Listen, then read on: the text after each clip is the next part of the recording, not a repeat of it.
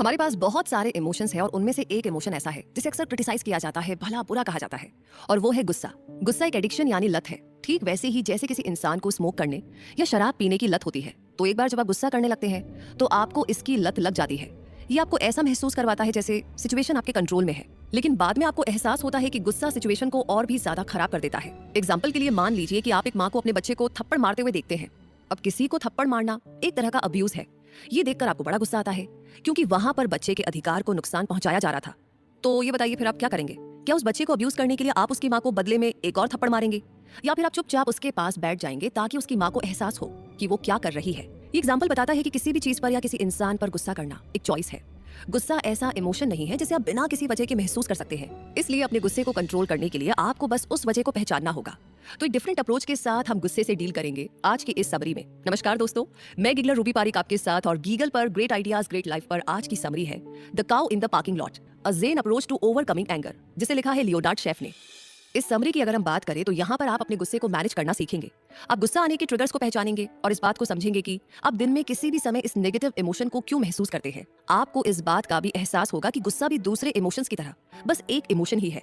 ये आता जाता रहता है और आप डिसाइड कर सकते हैं कि आपको इसे महसूस करना है या नहीं। हालांकि क्योंकि गुस्सा एक नेगेटिव इमोशन है, इसलिए इसे तुरंत खत्म करना मुमकिन नहीं है। तो ये समरी आपको गुस्सा आने पर रिस्पॉन्ड करने का सबसे अच्छा तरीका सिखाएगी। आप दूसरों के सामने गुस्से को असरदार तरीके से एक्सप्रेस करना भी सीखेंगे, और इससे ये होगा कि आप दोनों एक दूसरे के गुस्से को समझ पाएंगे, और इससे आप दोनों को शांति भी मिलेगी। और आखिर में आप ऐसी सिचुएशन में भी खुश और शांत रहने लगेंगे जिसमें इंसान को गुस्सा आ सकता है। तो आइए इस जर्नी को शुरू करते हैं। पहला चैप्टर है a new approach to dealing with anger. गुस्सा एक ऐसा इमोशन है जिससे बचना मुमकिन नहीं है। एक बार जब आप इसे महसूस करने लगते हैं तो उससे बाहर नहीं निकल पाते, क्योंकि कोई ऐसा ट्रिगर होता है जो आपको गुस्सा दिलाता है। इसलिए आपको ये समझना होगा कि गुस्सा एक ऐसा इमोशन है जो आपसे शुरू होता है और खत्म भी आप पर ही होता है। आप बस अपने गुस्से को कंट्रोल कर सकते हैं, क्योंकि आपके इमोशन आपके रिएक्शन को दिखाते हैं। जैसे मान लीजिए कि आप पार्किंग के लिए जगह ढूंढ रहे हैं। आप 10 मिनट से पार्किंग लॉट में हैं और चारों तरफ देख रहे हैं कि तभी आप एक कार को वहां से निकलते हुए देखते हैं। आप उसके जाने का इंतजार करते हैं और फिर अपना सिग्नल चालू करते हैं, लेकिन तभी एक जीप दूसरी डायरेक्शन से अचानक से आती है और उस जगह को यूज कर लेती है। अब ये देखकर आपको बहुत गुस्सा आता है। अब आप क्या करेंगे? हो सकता है कि आप कई तरीकों से बदला लेने के बारे में सोचें, जैसे कि उस कार को टक्कर मारना, उसके टायर में से हवा निकाल देना, या उसकी खिड़की पर जर्क लिख देना। लेकिन क्या ये सब करने का वाकई में कोई फायदा होगा? नहीं, कोई फायदा नहीं होगा। यहाँ पर कुछ पॉसिबल सिचुएशन बताई गई है जिनका सामना आपको बदला लेने के बाद करना पड़ सकता है। पहला तो ये कि कार को टक्कर मारने से वो गाड़ी डैमेज हो जाएगी। ऐसा करने के लिए आपके ऊपर क्रिमिनल चार्ज भी लग सकता है। दूसरा हो सकता है कि उस कार का मालिक आपको उसकी गाड़ी के टायर से हवा निकालते हुए देख ले और आपके खिलाफ केस फाइल कर दे। तीसरा हो सकता है कि आपके ऊपर गाड़ी तोड़ फोड़ करने का आरोप लग जाए। तो अब आप समझ गए होंगे कि गुस्से की वजह से आपको अलग अलग तरह के नतीजों का सामना करना पड़ सकता है। इसलिए इसे हैंडल करने का सिर्फ एक ही तरीका है, जो है गुस्सा आने पर अपने रिएक्शन को कंट्रोल करना। और ऐसा इसलिए क्योंकि गुस्से का मतलब ये नहीं है कि आपको बदला लेना चाहिए या किसी से लड़ना चाहिए। पहले तो आपको ये समझना होगा कि आखिर आपको गुस्सा आता ही क्यों है। इसकी वजह पता करें और फिर सोचिए कि आप उस सिचुएशन में कैसे रिस्पॉन्ड करेंगे। लोग अक्सर गुस्से में कोई कदम उठा लेते हैं। वो चाहते हैं कि सामने वाले इंसान को पता चले कि वो गुस्सा है। वो सेम गलत एक्शन को दोहराकर बदला लेने की कोशिश भी करते हैं। लेकिन जब आप गुस्से का सामना कर रहे होते हैं तब ये सभी चीजें आपके ऑप्शन में नहीं होनी चाहिए। सबसे अच्छा तरीका है खुद को शांत करना। कुछ भी करने से पहले आपको सोचना चाहिए। अब खुद को और अपने थॉट्स को परखें। गुस्से का सामना करने के लिए यहाँ पर 3 तरीके बताए गए हैं। चीजों को बहुत ज्यादा पर्सनली न लेकर अपने रिस्पॉन्स को बदलकर और प्रेजेंट में जीने की कोशिश करके आप अपने रिएक्शन को कंट्रोल कर सकते हैं। सबसे पहला तो ये कि आपको चीजों को पर्सनली नहीं लेना चाहिए। ये वो इंपॉर्टेंट प्रैक्टिस है जिसे आप किसी भी सिचुएशन में कर सकते हैं। आमतौर पर आपको ऐसा लगता है कि दूसरे लोग आपके ऊपर कमेंट करते हैं। आपको उनकी बातें सुनकर बुरा इसलिए लगता है क्योंकि ऐसा महसूस होता है जैसे सामने वाला इंसान आपको जज कर रहा है। लेकिन हमेशा ऐसा नहीं होता है। आप दूसरों से जो सुनते हैं या देखते हैं वो सच नहीं होता है। आपको ऐसा लगता है कि वो आपकी इंसल्ट कर रहे हैं क्योंकि आप इस बारे में जरूरत से ज्यादा सोचते हैं कि आपके बारे में ही बात हो रही होगी, जबकि ऐसा होता नहीं है। इसका सोल्यूशन यही है कि आप चीजों को पर्सनली लेना बंद कर दें। दूसरा, आपको अपने रिस्पॉन्स को बदलना होगा। समय निकालकर पता कीजिए कि जब आप गुस्सा होते हैं तब आप क्या करते हैं। क्या आप किसी पर चिल्लाते हैं? क्या आप बदला लेते हैं? अगर हाँ, तो ऐसा करने के बाद इसका जो भी रिजल्ट होता है उसके बारे में सोचकर हमें इन सभी तरह से रिस्पॉन्स से बचने की कोशिश करनी चाहिए। एक बार जब आप इस बात को समझ जाएंगे कि ऐसा करने से कुछ अच्छा नहीं होगा, तो आप अपने गुस्से से डील करने के नए तरीकों के बारे में सोचना शुरू करेंगे। तीसरा, आपको प्रेजेंट में जीना चाहिए। जो भी सिचुएशन जैसी है उसे वैसे ही समझने की कोशिश करें। चीजों के बारे में जरूरत से ज्यादा सोचे बिना सिर्फ ये देखिए कि वहां पर हो क्या रहा है। आप जो कुछ भी देखते हैं, सुनते हैं, चखते हैं, सूंघते हैं या महसूस करते हैं, उसके अकॉर्डिंग आप प्रॉब्लम को पहचान सकते हैं। नहीं तो आप उस सिचुएशन के सच को या उससे जुड़े फैक्ट्स को जाने बिना ही गुस्से में जीते रहेंगे। तो कुल मिलाकर ये 3 तरीके गुस्से को कंट्रोल करने की तरफ पहला स्टेप है। जब भी आपको किसी चीज पर या किसी इंसान पर गुस्सा आए, तब आप इनकी प्रैक्टिस कर सकते हैं। अपने रिएक्शन को परखने के लिए, उसे जज करने के लिए और उससे सीखने के लिए आप उन इवेंट्स को पहचानने की कोशिश भी कर सकते हैं जिनकी वजह से आपको गुस्सा आया है। और अगला चैप्टर भी इसी बारे में है, the cause of anger and unmet demand. इंसान को गुस्सा तब आता है जब आपकी कोई डिमांड पूरी नहीं होती।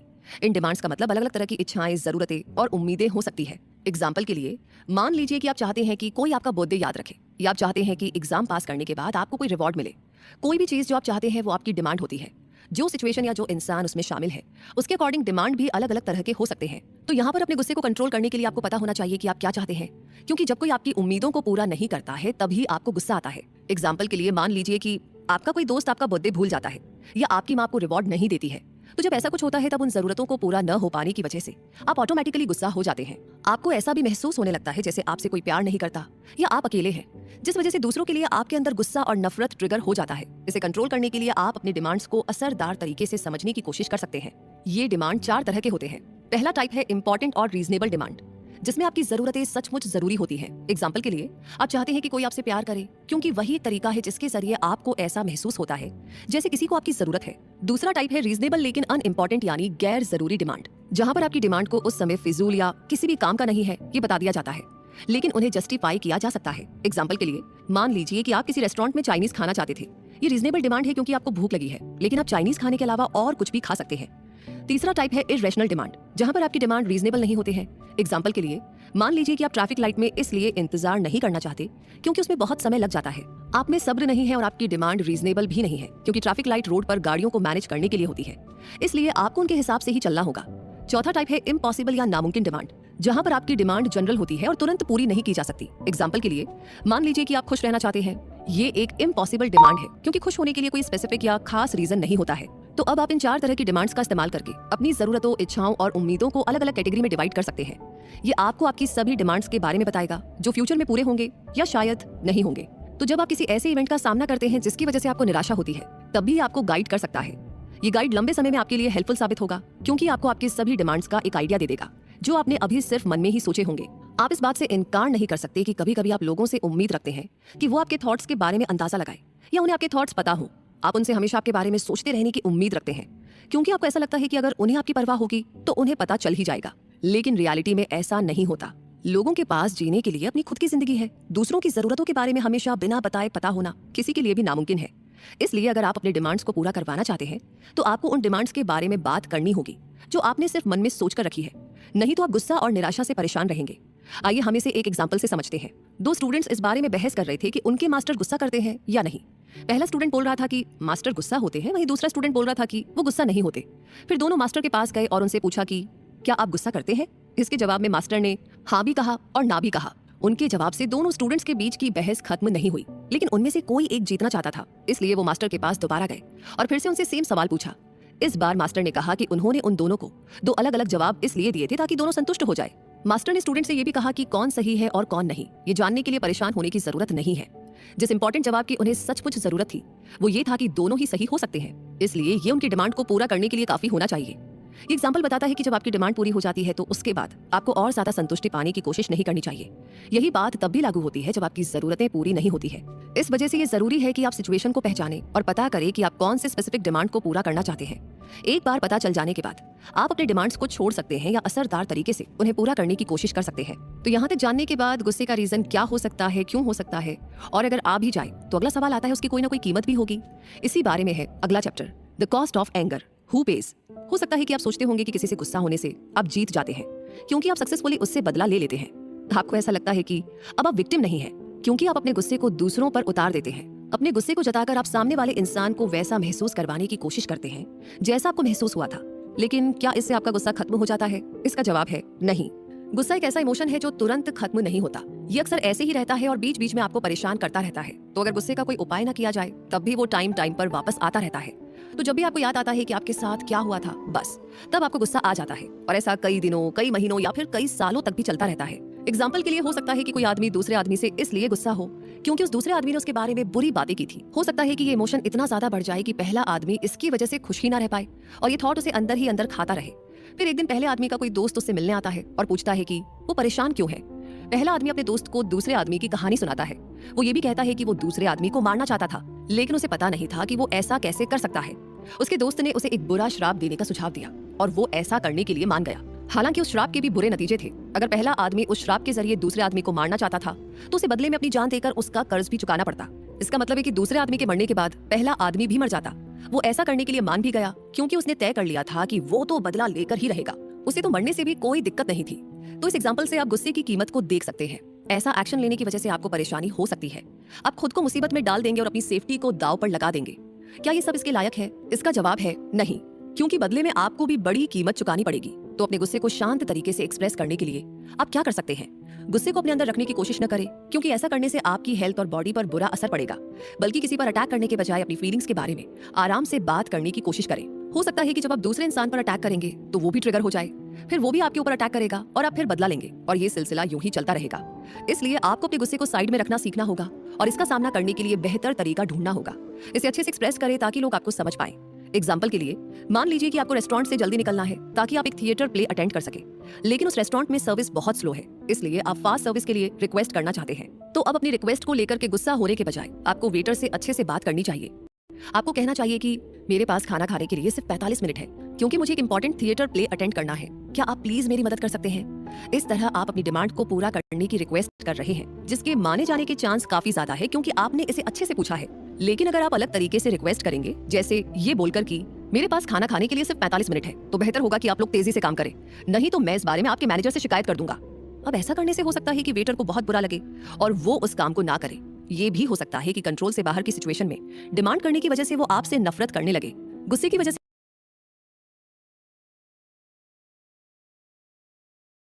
एक्शन ऐसा नहीं होना चाहिए जो दूसरों के लिए वायलेंट हो। ऐसा इसलिए क्योंकि उनसे डील करने का सबसे अच्छा तरीका है शांति से आराम से रिस्पांस देना। याद रखिए कि आपको दूसरों के लेवल तक नहीं गिरना है और बदला भी नहीं लेना है। एक रैशनल इंसान बनिए जो अपने एक्शन के नतीजे के बारे में सोचता है। तो यहाँ तक सोचने समझने के बाद अगला चैप्टर है giving and receiving, shifting the emotional balance. ये दुनिया पहले ही ऐसे लोगों से भरी पड़ी है जो हर चीज पर तुरंत गुस्सा हो जाते हैं। अपने इमोशन से डील करना एक बहुत ही नॉर्मल चीज बन चुकी है। सबको हील कर पाना आपके लिए मुमकिन नहीं है, लेकिन कम से कम आपको पता है कि आपको क्या करना चाहिए। अब आपको समझ में आ चुका है कि आप गुस्सा कैसे महसूस करते हैं, आपको अपने ट्रिगर के बारे में पता है और आप इस बारे में जागरूक हो गए हैं कि उसे कंट्रोल कैसे करना है। तो अगला स्टेप आता है इमोशनल बैलेंस को लोगों पर गुस्से में अटैक करने से हटाकर ज्यादा पेशेंस रखने की तरफ शिफ्ट करना और दूसरों से और ज्यादा केयर पाना। क्योंकि गुस्से को सॉल्व करने का एक तरीका है लोगों के साथ अच्छे से बिहेव करना। इसका मतलब है दूसरों पर अटैक करने के बजाय उनके प्रति हमदर्दी दिखाना। गलत तरीके से बर्ताव किए जाने की वजह से ये आपको ना इंसाफी जैसा लग सकता है, लेकिन इसी तरह से आप अपने लिए और दूसरों के लिए एक सेफ माहौल बना सकते हैं। धीरे धीरे दूसरों के साथ अच्छा बर्ताव करना और खुद भी अच्छा बर्ताव रिसीव करना भी अपने आप को गुस्से से आजाद करने का एक तरीका है। ये उसी सिचुएशन के जैसा होता है जहां पर आप अपने गुस्से को एक्सप्रेस करने के बजाय शांत रहना चुनते हैं। एग्जाम्पल के लिए ट्रैफिक लाइट को फॉलो करना एक सिटीजन होने के नाते आपकी जिम्मेदारी है। तो अब आपको बेसब्र होकर के गुस्सा करने की जरूरत नहीं है, क्योंकि लाइन में खड़े सभी लोगों को सेम टाइम तक इंतजार करना पड़ता है। मान लीजिए कि अगर सभी लोगों में इतना सब्र आ जाए कि वो एक्सीडेंट से बचने के लिए दूसरों को एक एक करके आगे बढ़ने दे, तो ट्रैफिक बहुत आराम से चलने लगेगा। अब आपका एटीट्यूड भी पहले से ज्यादा खुश और शांत रहने के स्टेट में बदल जाएगा, क्योंकि आप अब ट्रैफिक को एक ऐसी चीज मानने लगेंगे जिससे बचना मुमकिन नहीं है। इसलिए आपको गुस्सा होने की जरूरत बिल्कुल भी नहीं है। इसके बजाय आपको उस सिचुएशन को ज्यादा से ज्यादा समझने की कोशिश करनी चाहिए। लेकिन आपको कैसे पता चलेगा कि आपको भी उतने ही अच्छे तरीके से ट्रीट किया जाएगा? तो सभी लोगों में एक जैसी समझ और सब्र नहीं हो सकता, क्योंकि हर इंसान अलग होता है। जब दूसरे आपके लिए कुछ नहीं करना चाहते हैं तो आप उन्हें वो काम करने के लिए नहीं मना सकते। तो अच्छा बिहेव करने और पाने का क्या तरीका है? इसका जवाब है कि आपको बिना कोई स्कोर रखे लेन देन करनी चाहिए। इस चीज को गिनते ना रहे कि आपने कितनी बार दूसरों की मदद की या कितनी बार आपको गिफ्ट मिले। स्कोर याद रखने से आपको हिचकिचाहट हो सकती है, क्योंकि ये नाइंसाफी होगी।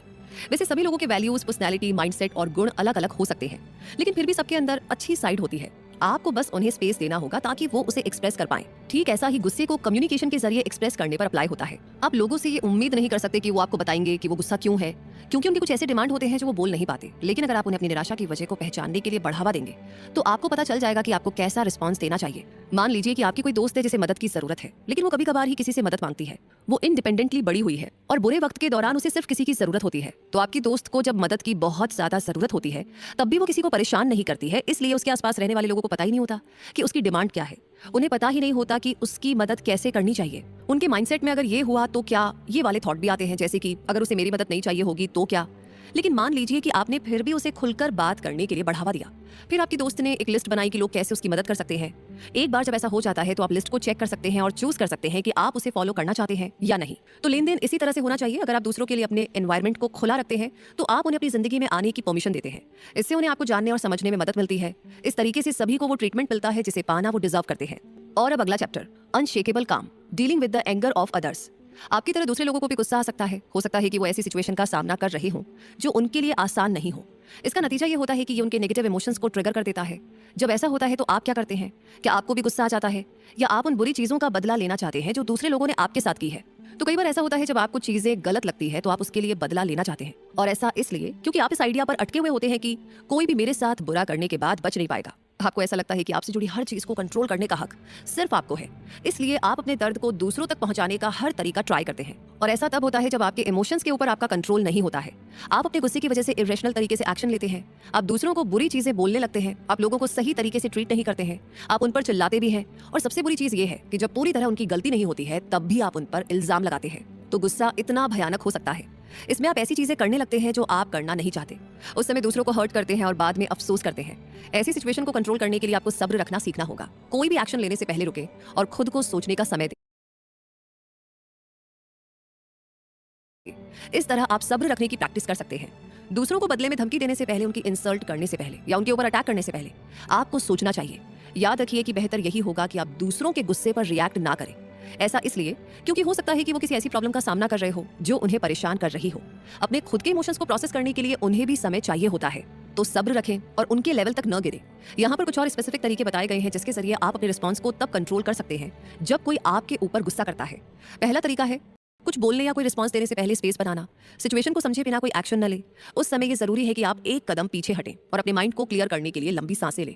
प्रॉब्लम की जड़ पता करने के लिए भी ये जरूरी है कि आप सिर्फ प्रेजेंट पर फोकस करें। दूसरा तरीका है आपके सामने खड़े इंसान की फिजिकल मूवमेंट को ऑब्जर्व करना। उनकी बॉडी लैंग्वेज को समझने की कोशिश करें ताकि आप समझ पाएं कि उन्हें शांत कैसे करना है। आप ये भी ऑब्जर्व कर सकते हैं कि वो उस सिचुएशन में कैसे रिएक्ट कर रहे हैं। तीसरा तरीका है कुछ करने या ना करने के नतीजों के बारे में सोचना। किसी भी सिचुएशन में आपके पास हमेशा दो ऑप्शन होते हैं। पहला ऑप्शन है उस सिचुएशन में शामिल होना, जहां पर आप उस इंसान को समझने की कोशिश करेंगे। दूसरा ऑप्शन है कि आप कुछ भी ना करें, आप बस दूसरों को अपने ऊपर गुस्सा करने दें, भले ही कोई भी वजह हो। तो आप इन दो ऑप्शन के बीच चूज कर सकते हैं, लेकिन आप जो भी चुनेंगे उसके नतीजों के बारे में सोचिएगा जरूर, ताकि आपको पता हो कि उस सिचुएशन को आसान बनाने में क्या मदद कर सकता है। चौथा तरीका है खुद से पूछना कि क्या प्रॉब्लम आप में है या आप खुद प्रॉब्लम है। इस बात के भी चांसेस है कि किसी के गुस्से की वजह आप खुद हो, लेकिन कुछ चीजों में आपकी गलती नहीं होती। इसलिए जब आप ये पता करने की कोशिश कर रहे हो कि प्रॉब्लम किस में है तो सावधान रहे, अलर्ट रहे।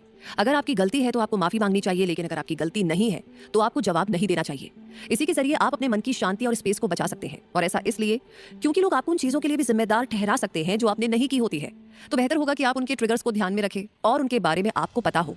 पांचवा तरीका है एक दूसरे की बाउंड्री और वैल्यूज की इज्जत करना।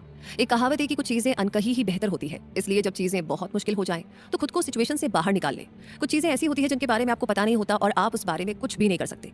छठा तरीका है सही एटीट्यूड के साथ बात करना। याद रखें कि अगर आप क्लियरली बात करना चाहते हैं तो आपको दूसरों पर चिल्लाना नहीं चाहिए। शांत रहे और दूसरों पर इल्जाम ना लगाए। आखिरी चीज है कि बदला ना ले। बदला लेने से कुछ भी अच्छा नहीं होता है। लेकिन इतना कुछ जानने के बाद में भी सवाल आता है कि फिर भी गुस्सा तो आ ही जाता है। तो इसका जवाब है अगले चैप्टर में। To be or not to be angry, you have a choice. किसी चीज पर या किसी इंसान पर गुस्सा करना एक चॉइस है। आपका हर रिएक्शन भी एक चॉइस है। इसलिए जो कुछ भी होता है वो आपकी खुद की चॉइस का नतीजा होता है। जो चॉइस आपके पास है उससे डील करने के लिए आप क्या करेंगे? आपके पास सिर्फ दो चॉइस है। पहली चॉइस है गुस्सा करना और दूसरी चॉइस है लेट गो करना, यानी जाने देना। तो पहली चॉइस आसान है, आप बिना इसे चुने भी गुस्सा कर सकते हैं। एग्जाम्पल के लिए मान लीजिए कि एक ईंट आपके पैर पर गिर जाती है। आपको चोट लगती है और इसलिए आप उस ईंट पर या जिसकी वजह से वो गिरी है उस पर गुस्सा हो जाते हैं। फिर आपके थॉट्स हमेशा बदला लेने की सोच से भरे रहते हैं। लेकिन अपने इमोशंस को कंट्रोल करने से आपको अपने रिएक्शन का एक क्लियर नजरिया मिल जाएगा। फिर आप दूसरी चॉइस को चूज करेंगे। आप उसे जाने देंगे क्योंकि अब जो होना था वो तो हो चुका है। आप इस फैक्ट को बदल नहीं सकते कि आपके पैर पर ईंट गिर गई थी और अब आपका पैर दुख रहा है। जो हो चुका है उसे तो आप कंट्रोल नहीं कर सकते। इसलिए जो हुआ उसे लेकर आपको परेशान होने की जरूरत नहीं है। इसके बाद आपको सिर्फ अपने रिस्पॉन्स पर फोकस करना चाहिए। गुस्सा होने के बजाय आपको अपने अगले कदम के बारे में सोचना चाहिए। आप उस ईंट को वहां से हटा सकते हैं ताकि किसी और को उससे चोट ना लगे। इसके बाद आप अपने घावों को भरने की कोशिश कर सकते हैं और फिर से आगे बढ़ सकते हैं। आपको याद रखना चाहिए कि आप जो कुछ भी करते हैं उसमें आपके पास हमेशा एक चॉइस होती है। आप चुन सकते हैं कि आप अपने गुस्से को एक्सप्रेस करना चाहते हैं या नहीं। कम्युनिकेशन ही इमोशंस को समझने का तरीका है। अगर आप अपने पार्टनर से बहस कर रहे हैं तो एक दूसरे पर गुस्सा होना नॉर्मल है, लेकिन अगर आप अपने और अपने पार्टनर के बीच की चीजों को ठीक नहीं करेंगे तो आपके रिलेशनशिप में और भी ज्यादा उथल पुथल हो जाएगी। इसलिए बेहतर होगा कि आप अपने गुस्से को क्लियर तरीके से एक्सप्रेस करें ताकि आपके पार्टनर आपको समझ पाए। आप उन्हें बता सकते हैं कि तुम्हारे गुस्से की वजह से मुझे हर्ट होता है, क्या हम इस बारे में बात कर सकते हैं। तो इस तरह अपने थॉट्स और इमोशंस को एक्सप्रेस करते समय याद रखें कि आपको शांत रहना है। आप जिस तरीके को फॉलो कर रहे हैं उसमें आपको दूसरों पर इल्जाम नहीं लगाना है। आपको समझना होगा कि अपने गुस्से को एक्सप्रेस करने का मतलब ये बिल्कुल नहीं है कि आप अपने सामने खड़े इंसान की इंसल्ट करने के लिए या उनके ऊपर इल्जाम लगाने के लिए आजाद है। अगर आप शांति से बात करेंगे तो इससे आपको मदद मिलेगी, क्योंकि आप किसी को अपनी प्रॉब्लम के बारे में बता रहे हैं और उनसे चीजों को ठीक करने के लिए कह रहे हैं। साथ ही आप चुन सकते हैं कि आपको गुस्से के साथ रिस्पॉन्स देना है या नहीं। कई बार ऐसा होता है कि आप सिर्फ इसलिए गुस्सा होते हैं क्योंकि आप निराश होते हैं, फिर आप वहीं पर अटक जाते हैं और सोचने लगते हैं कि आप एक फेलियर है। इसके लिए रूल ये है कि आपको समझना होगा कि जो चीजें हो चुकी है उन्हें बदला नहीं जा सकता।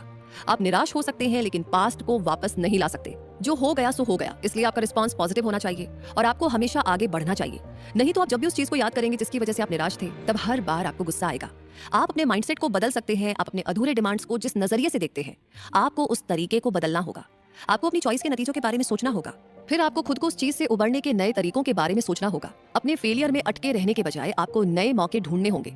इस तरह आप गुस्सा आने पर अपने रिस्पॉन्स को कंट्रोल कर पाएंगे। आप ये भी समझेंगे कि आपका गुस्सा सिर्फ प्रेजेंट में रहना चाहिए, इसकी वजह से फ्यूचर पर असर नहीं पड़ना चाहिए, ताकि आपने गुस्से में जो कुछ भी किया उसे लेकर के अफसोस किए बिना आप आगे बढ़ सके।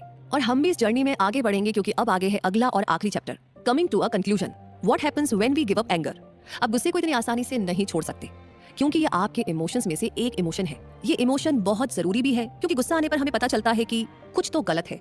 इसका मतलब है कि आपके माहौल में कोई परेशान करने वाली चीज मौजूद है जो इस इमोशन को ट्रिगर कर रही है। जब ऐसा होता है तब आप गुस्से को तुरंत खत्म नहीं कर सकते हैं। जब किसी सिचुएशन की वजह से आपको गुस्सा आ रहा हो, तब आप खुद को गुस्सा ना करने के लिए नहीं बोल सकते हैं। सिर्फ इस समरी में बताया गया है, इसलिए आप खुद को गुस्सा महसूस न करने के लिए मजबूर नहीं कर सकते। आप बस इसे कंट्रोल कर सकते हैं। अब हो सकता है कि आप गुस्सा करना इसलिए नहीं छोड़ पा रहे हो क्योंकि इमोशंस को समझना मुश्किल होता है, लेकिन आप अपने फोकस को शिफ्ट कर सकते हैं। आप अपने गुस्से को जैसे समझते हैं उस नजरिए को बदलकर आप एक बार में एक चीज कर सकते हैं। इसकी शुरुआत आप ये समझने से कर सकते हैं कि गुस्सा किसी एक्सपीरियंस की वजह से आता है। आपको जरूर आपके परिवार, दोस्त, पड़ोसी या को-वर्कर्स में से किसी ने तो ट्रिगर किया ही होगा। फिर पता कीजिए कि वो ट्रिगर्स क्या है। क्या ये आपकी फैमिली से आने वाला प्रेशर है? क्या ये इस वजह से है क्योंकि शायद आपका दोस्त आपके पीठ पीछे बात करता है? क्या ये इस वजह से है क्योंकि आपके पड़ोसी बहुत शोर करते हैं?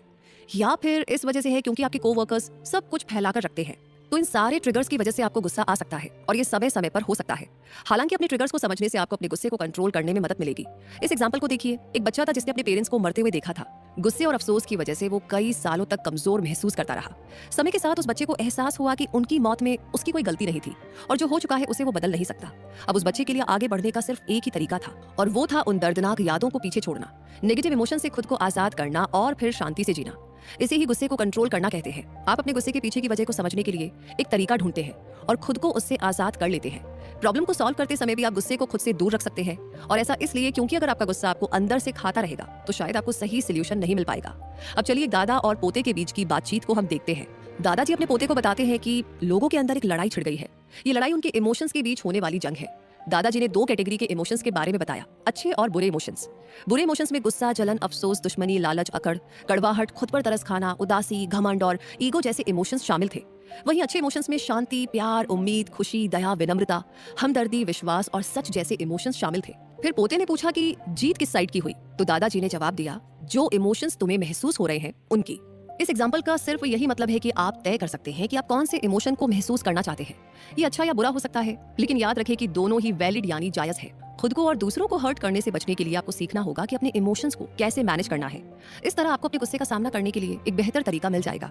आप अपनी जिंदगी में नेगेटिव इमोशंस की वजह से होने वाले असर को भी कंट्रोल कर सकते हैं। और इसी के साथ एक बार फिर से दोहराते हैं कि इस समरी से हमने क्या कुछ सीखा। तो मुद्दा मामला ऐसा है कि the cow in the parking lot ने आपको गुस्से का सामना करने के लिए कुछ लेसन सिखाए। आपने जाना कि गुस्सा करना एक चॉइस है जिसे आप या तो साइड कर सकते हैं या एक्सप्रेस कर सकते हैं, लेकिन परेशान न होना आसान नहीं है। इसलिए इस समरी ने आपको अपने गुस्से से डील करने के कई नए तरीके बताए। सबसे पहले तो आपने जाना कि गुस्से से बचना मुमकिन नहीं है, लेकिन हाँ, इसे कंट्रोल किया जा सकता है। चीजों को पर्सनली ना लेकर के अपने रिस्पॉन्स पर ध्यान देकर और प्रेजेंट में जीकर आप इसे कंट्रोल कर सकते हैं। इससे आप समझ सकते हैं कि आपको गुस्सा क्यों आता है और उसका सामना करने के लिए आप रास्ता ढूंढ सकते हैं। दूसरा, आपने जाना कि जब आपकी कोई डिमांड अधूरी रह जाती है तब आपको गुस्सा आता है। जब लोग आपकी उम्मीदों को पूरा नहीं कर पाते हैं तब आप आसानी से निराश हो जाते हैं। लेकिन ये निराशा सिर्फ तभी होती है जब आप अपनी जरूरतों और इच्छाओं के बारे में बात नहीं करते। इसलिए अपने गुस्से को समझने के लिए और उसे कैसे एक्सप्रेस करना है, ये जानने के लिए आपको पहले उन्हें पहचानना होगा।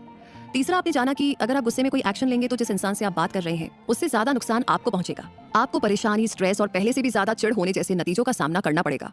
वहीं बेहतर होगा कि आप दूसरों को अपने डिमांड्स और निराशाओं के बारे में अच्छे से बता दें। चौथा, आपने जाना कि दूसरों के साथ अच्छा व्यवहार करना और उनसे अच्छा व्यवहार पाना गुस्से को हील करने का एक तरीका है। इसलिए आपको खुलकर बात करने वाला सेफ स्पेस बनाना होगा जहां पर सभी को सिक्योर और रिस्पेक्टेड महसूस हो। पांचवा, आपने जाना कि लोग जब गुस्सा करते हैं तब उसका सबसे अच्छा रिस्पॉन्स शांत रहना होता है। तो एक बार जब आप चीजों को पर्सनली ना लेने की आर्ट को मास्टर कर लेंगे तो आप इमोशंस पर खर्च होने वाली अपनी एनर्जी को बचा पाएंगे। आपको ये भी याद रखना चाहिए कि दूसरे जैसे रिएक्ट करते हैं उसके लिए आप जिम्मेदार नहीं है। इसलिए ज्यादा समझदार बनने की कोशिश करें और सब्र रखें। छठा, आपने जाना कि गुस्से का रिस्पॉन्स देना एक चॉइस है। आपके पास हमेशा ऑप्शन होता है कि आप गुस्सा करना चाहते हैं या नहीं। आप ये भी चुन सकते हैं कि आप बदला लेना चाहते हैं या नहीं। यहाँ पर पॉइंट ये है कि फैसला आपका है और आपको उस फैसले के नतीजे के लिए तैयार भी रहना होगा। इसलिए उस सिचुएशन के हिसाब से सबसे अच्छे ऑप्शन को चुनें। सातवां, आपने जाना कि गुस्सा करना छोड़ना इतना आसान नहीं है। समय समय पर हो सकता है कि आप ऐसी दिक्कतों का सामना करें जो आपके गुस्से को ट्रिगर कर दें, लेकिन आपके पास अभी भी चॉइस होगी कि आप इसके प्रति कैसे रिस्पॉन्ड करते हैं। आपका फैसला आपको ये भी याद दिलाता है कि आप गुस्से के अलावा भी दूसरे इमोशंस महसूस कर सकते हैं। इसलिए आपको उस पर जरूरत से ज्यादा ध्यान देने की जरूरत नहीं है।